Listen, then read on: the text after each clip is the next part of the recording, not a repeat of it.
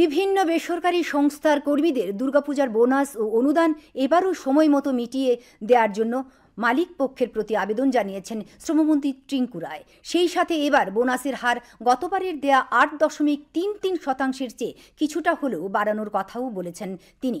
রাজধানীর শহীদ ভগৎ সিং যুব আবাসের কনফারেন্স হলে আজ এ সংক্রান্ত এক বৈঠক শেষে সাংবাদিকদের কথা জানান শ্রমমন্ত্রী।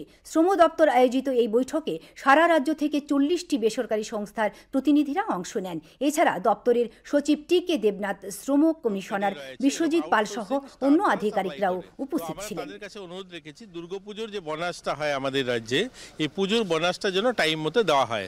গত বছরও আমরা এই ধরনের একটা বৈঠক করেছিলাম এবং সেই বৈঠকে আমরা ন্যূনতম 8.33% বোনাস দেওয়ার জন্য সিদ্ধান্ত হয়। তো গত বছরের রিপোর্টটা নিয়েও আমরা পর্যালোচনা করলাম, সেখানে আমরা দেখতে পেলাম যে 8.33 তো দিয়েছে, অনেকে কিন্তু 20%ও বোনাস দিয়েছে গত বছর, এবং 22,600 মতো এমপ্লয়ি এরকম যারা কাজ করছেন তারা বোনাস পেয়েছেন।